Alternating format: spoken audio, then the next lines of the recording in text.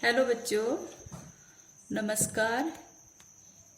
हिंदी वाले बच्चों के लिए मैं आज इस वीडियो में पाठ योजना के बारे में चर्चा करेंगे। बेटा, आप सभी हिंदी वाले बच्चों को पाठ योजना सीखना जरूरी है, क्योंकि आपकी फाइनल टीपी के लिए आपको कभी भी इसकी आवश्यकता पड़ सकती है। इसलिए आपको पाठ योजना की जो वीडियो है वो आज मैं आपके पास भेज रही हूँ, जिसमें हम पाठ योजना बनाना सीखेंगे।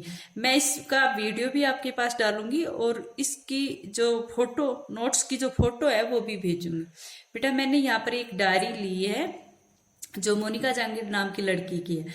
तो ये डायरी आपको किस तरह से बनानी है, यानी कि फाइनल टीपी के लिए जो आपको फाइल बनानी है, जो डायरी आपको दी गई है वार्षिक पाठ योजना की, दी गई है या नहीं, आपको दी जाएगी, उसमें आपको किस तरह से लेसन बनाना है वो मैं आपको सिखाऊंगी। क्योंकि हिंदी मेथड में आपको पता है, ये बात मैंने आपको बता भी दी है कि आपको 3 प्रकार की पाठ योजनाएं बनानी है, गद्य की, पद्य की और व्याकरण की, और तीनों के ही अलग अलग बनाने का स्ट्रक्चर अलग अलग है।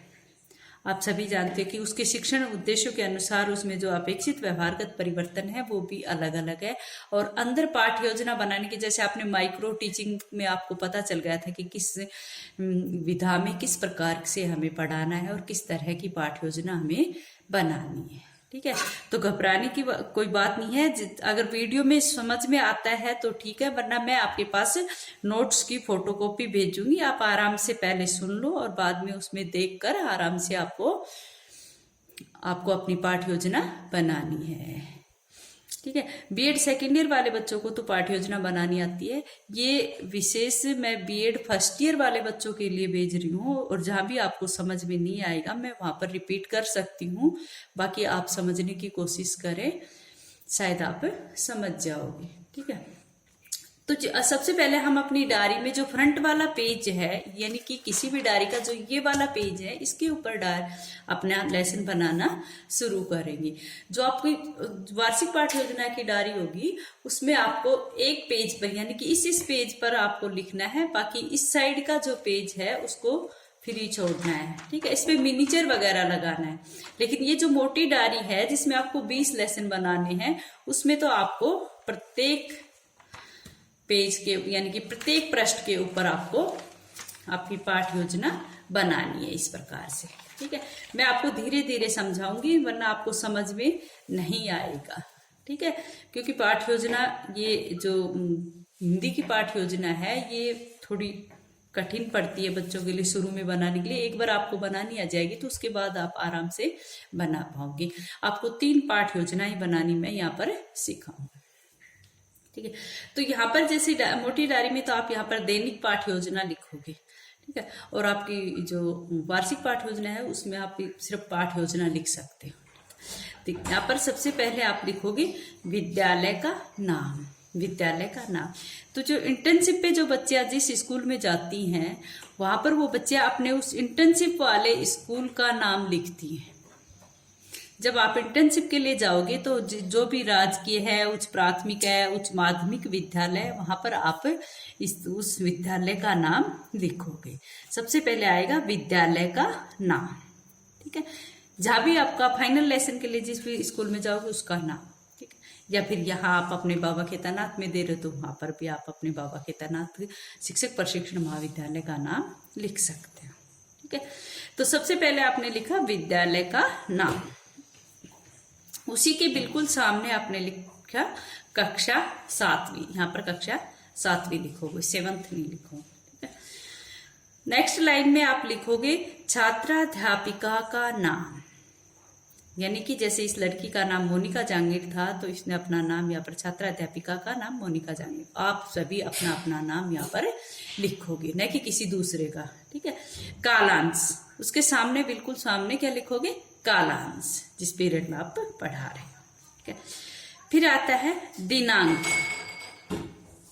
दिनांक जिस भी डेट, जो भी डेट ने आप, जैसे मोटी डायरी में अगर आप बनाते तो उस डेट के हिसाब से आप डेट डालोगे, और फाइनल टीपी के लिए जो होगा उसमें आप फाइनल टीपी वाले दिन की डेट डालोगे। ठीक है, दिनांक, इसी के सामने समयावधि, समय प्लस अवधि समयावधि, ये 5 से 7 मिनट दिखा रखा है जो गलत है। इस लड़की का ये गलत है क्योंकि दैनिक पाठ योजना जो है वो पूरी 45 से 40 मिनट की होती है, जितने मिनट का पीरियड होता है। ये 5 से 7 आपके सिर्फ माइक्रो में चल सकता है, मैक्रो में नहीं। तो ध्यान रहे आपको यहाँ पर समयावधि कितनी लिखनी है, 40 से 45 मिनट की, जितने मिनट का पीरियड होता है। ठीक है, ये पूरे एक घंटे की जो पाठ योजना है वो है, इसलिए इसको 5 से 7 नहीं लिखोगे। ठीक है, फिर बेटा यहाँ पर मैंने आपके बीच में, जैसे अपने माइक्रो टीचिंग में तो यहाँ पर विषय और प्रकरण यहाँ पर लिखा था, लेकिन यहाँ पर मोटी डायरी में फाइनल लेसन में आप क्या लिखोगे, इधर विषय लिखोगे, विषय। ठीक है, विषय के सामने आपका विषय यानी कि हिंदी विषय। फिर प्रकरण, प्रकरण में आप सभी को पता है कि प्रकरण जो भी है आपका उसको सिर्फ रेखांकित करना है। हिंदी वाले बच्चों को मैंने कहा था कि बेटा सिर्फ नीचे एक रेखा खींचनी है, न कि आपको कोमाज करने। ठीक है, यहाँ पर आपको सिर्फ एक लाइन खींचनी है जिसको रेखांकित कहते हैं। ठीक है, प्रकरण को। और जब पढ़ाते हो तो श्यामपट्ट के ऊपर आप प्रकरण कब डालोगे, जब आप प्रस्तावना के प्रश्न कर लोगे उस टाइम, लेकिन डायरी में आप ये पहले लिखोगे। विधा, विधा आप सभी को पता है, अगर गद्य की है तो गद्य और पद्य की है तो पद, इस प्रकार से आपको लिखना है। ठीक है, इसके बाद आप यहाँ पर इसको बंद कर दोगे। यहाँ पर ये आप एक मोटा पेन, किसी भी दूसरे कलर का पेन लेकर आप उसको बंद कर सकते हो। ठीक है, ऊपर की औपचारिकता ये यहाँ पर आपकी हो चुकी है। इसके बाद आपने इन औपचारिकताओं के कॉलम को यहाँ पर बंद कर दिया, एक टेबल से आपने यहाँ पर बना ली।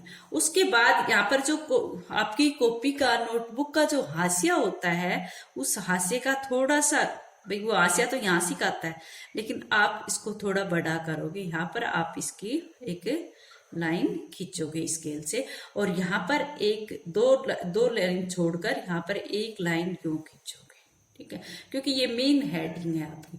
यहाँ पर आप लिखोगे शिक्षण उद्देश्य। क्या लिखोगे, शिक्षण उद्देश्य। और यहाँ पर क्या लिखोगे, अपेक्षित व्यवहारगत परिवर्तन। जैसे बार बार हम पढ़ाते हैं तो आपको कहते हैं कि बेटा अपेक्षित व्यवहारगत परिवर्तन, अपेक्षित व्यवहारगत परिवर्तन, यानी कि हमारे शिक्षण उद्देश्य तो ये है। मैंने कई बार आपको जिक्र किया है कि ज्ञानात्मक, अर्थग्रहण, बोधात्मक, कौशलात्मक, अभिरुचि, अभिव्यक्ति, ये सब क्या है, ये मेन जो शिक्षण उद्देश्य है वो है, जो इसने पिंक कलर से लिख रखा है, ज्ञानात्मक। ठीक है, ये इस ज्ञानात्मक के अंदर के उद्देश्य हैं। ठीक है, जिसमें बच्चे के अंदर कौन से व्यवहारगत परिवर्तन है वो उसके सामने लिखे जाएंगे। ठीक है, तो इस प्रकार से हमने यहाँ पर एक हाशिया बनाया, और यहाँ इस हाशिए को हमने इस तरह एक टेबल में बांटा। यहाँ पर हमने मेन हेडिंग लिखी, अलग पेन से आप लिख सकते हो ताकि वो अच्छा लगे। जिस तरह से इस लड़की ने लिख रखा है, आप अलग पेन का यूज कर सकते हो। बार बार ये लड़की यहाँ पर जो प्रकरण लिखती है, बार बार अपने पाठ का जो नाम लिख रही है, उसमें भी अलग पेन का नाम लिख रही है। लेकिन ध्यान रहे कि ये जो ज्ञानात्मक है, इसके बाद आगे आपका अर्थग्रहण या बोधात्मक आएगा, उसमें आप एक पेन का यूज करो, ताकि ये मेन हेडिंग जो है आपकी ज्ञानात्मक, बाद में आपका यहाँ पर दूसरा आएगा आपका अर्थग्रहण, तीसरा अभिव्यक्ति, और चौथा कौशलात्मक, फिर अभिरुचि, फिर अभिवृत्ति। तो इनके लिए आप एक पेन का प्रयोग कर सकते हो। ठीक है, तो सबसे पहले हमारा शिक्षण उद्देश्य मेन जो नंबर 1.1 पर जो है वो है ज्ञानात्मक। ठीक है, ज्ञानात्मक। अब ज्ञानात्मक में पहला जो उद्देश्य है वो है यहाँ पर, ये सब हिंदी में लिखे जाते हैं। बाकी दूसरी जो आपकी पाठ्य योजनाएं हैं, ये लैंग्वेज की सारी औपचारिकताएं लैंग्वेज में आती हैं। बाकी उसमें सिर्फ शिक्षण उद्देश्य ही में सिर्फ ज्ञानात्मक ही लिखा जाता है। ठीक है, दूसरे सब्जेक्ट में। तो यहाँ पर ज्ञानात्मक के ए नंबर पर आप लिखोगे कि भाषा तत्वों का ज्ञान प्राप्त करना। भाषा तत्वों का ज्ञान प्राप्त करना। बेटा ध्यान रहे कि आपको ये पाठ योजना बिल्कुल खुली बनानी है, क्योंकि इसमें एक तो हिंदी में आपको बड़ी पाठ योजना बनानी पड़ती है, दूसरा इसमें लिखना भी बहुत अधिक पड़ता है, जिसके कारण से आपका ऐसा नहीं हो जाए कि आप इतने गहरे गहरे लिख दो कि कुछ भी समझ में नहीं आएंगे, यानी कि देखे तो असमंजस की स्थिति पैदा हो जाए कि भाई ये क्या लिखा है, कोई सुलेख कर रखा है कि कोई सुंदर पाठ योजना कर रखी है। तो उस पाठ योजना का मतलब यहाँ पर एकदम स्पष्ट और सटीक होना चाहिए कि भाई क्या लिखा है, क्या कौन सा यहाँ पर अपेक्षित व्यवहारगत परिवर्तन किसके लिए कहा गया, तो उसको इस तरह से दिखाना है। पहला है आपका ज्ञानात्मक, और ज्ञानात्मक में पहला पॉइंट आपका आएगा भाषा तत्वों का ज्ञान प्राप्त करना। अब इसके भी पार्ट आएंगे, देखना आगे ये दे रखिए, उच्चारण, वर्तनी, कठिन शब्द, ये है, ठीक है। एक यहाँ पर जो आएगा नवीन शब्द रचना। फिर अब इस ज्ञानात्मक का जो दूसरा पार्ट है वो यहाँ पर आएगा। तीसरा क्या है, विषय वस्तु का ज्ञान प्राप्त करना। ये मैंने पॉइंटों से इस तरह से, जैसे इसको ऐसे प्रकट कर रखा है। देखो अब ज्ञानात्मक में क्या आएगा, सबसे पहले ज्ञानात्मक भाषा तत्वों का ज्ञान प्राप्त करना। इसके सामने हम लिखेंगे, ज्ञानात्मक के सामने हम लिखेंगे कि विद्यार्थी भाषा तत्वों का प्रत्यास्मरण कर सकेंगे। विद्यार्थी जो है, इस मतलब कि कहने का अर्थ है कि इस छोटा जादूगर पाठ, ये छोटा जादूगर पाठ जो है, ये इस बच्ची का पाठ का नाम है। इस बच्ची ने जो पाठ लिया उसका नाम, आप जो अपना पाठ लोगे उसी पाठ का नाम यहाँ पर लिखोगे। तो उस पाठ में जो ज्ञानात्मक शिक्षण उद्देश्य है उससे बालक में क्या परिवर्तन आए, तो यहाँ पर इसके सामने हम लिखेंगे कि विद्यार्थी भाषा तत्वों का प्रत्यास्मरण कर सकेंगे। विद्यार्थी भाषा तत्वों का प्रत्यास्मरण कर सकेंगे। और नेक्स्ट जो है वो उसमें क्या आएगा, ज्ञानात्मक में ही आएगा कि विद्यार्थी भाषा तत्वों का प्रत्याभिज्ञान कर सकेंगे। यानी कि प्रत्यय प्लस स्मरण और प्रत्यय प्लस अभिज्ञान, ये किस में आएगा, ज्ञानात्मक। कई बार कंपटीशन टेस्टों में पूछा जाता है कि विद्यार्थी भाषा तत्वों का प्रत्यय स्मरण या प्रत्याभिज्ञान कर सकेंगे, कौन सा शिक्षण उद्देश्य है, तो वहां पर हम बताते हैं कि ज्ञानात्मक। बच्चे में कौन सा उद्देश्य, बच्चे का जो ज्ञान है, बच्चे को जो व्यवहार परिवर्तन में ये जो ज्ञान हो रहा है प्रत्यय स्मरण और प्रत्याभिज्ञान का, तो कौन सा शिक्षण उद्देश्य की पूर्ति हो रही है, तो हम वहां पर कहेंगे कि ज्ञानात्मक। अब यहाँ पर तो आपको सिर्फ पाठ योजना में लिखनी है, तो आपको ये ध्यान रखना चाहिए कि ज्ञानात्मक में ये बातें आती हैं।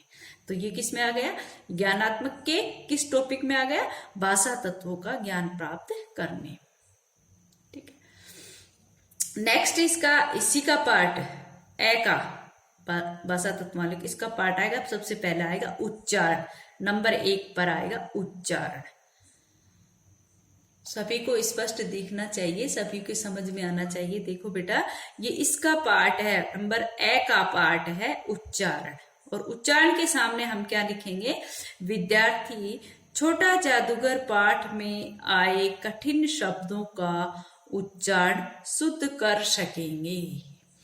उच्चारण में क्या आएगा कि विद्यार्थी छोटा जादूगर, यहाँ पर छोटा जादूगर अगर उसका टॉपिक है तो आप छोटा जादूगर लिख रहे हो। अगर आपका टॉपिक यहाँ पर मिठाई वाला है तो आप यहाँ पर क्या करोगे कि विद्यार्थी मिठाई वाला पाठ में आए कठिन शब्दों का उच्चारण शुद्ध कर सकेंगे। फर्स्ट ईयर वाले बच्चों के लिए इतनी परेशानी है, लेकिन थोड़ा बना के मेरे पास भेजोगे तो मैं आपको बताऊंगी बेटा, आप बनाने की कोशिश करना, आप समझ जाओगे। ठीक है, उच्चारण में क्या आएगा कि विद्यार्थी, ये टॉपिक का नाम है, ये जो आपका प्रकरण है वो है। ठीक है, विद्यार्थी छोटा जादूगर पाठ में आए कठिन शब्दों का उच्चारण शुद्ध कर सकेंगे। अगर समझ में नहीं आए तो वीडियो को एक बार फिर देख लेना और फिर नोट्स में देखकर समझना। ठीक है, नेक्स्ट आएगा इसमें वर्तनी। वर्तनी, विद्यार्थी शब्दों की अशुद्ध वर्तनी को शुद्ध कर सकेंगे।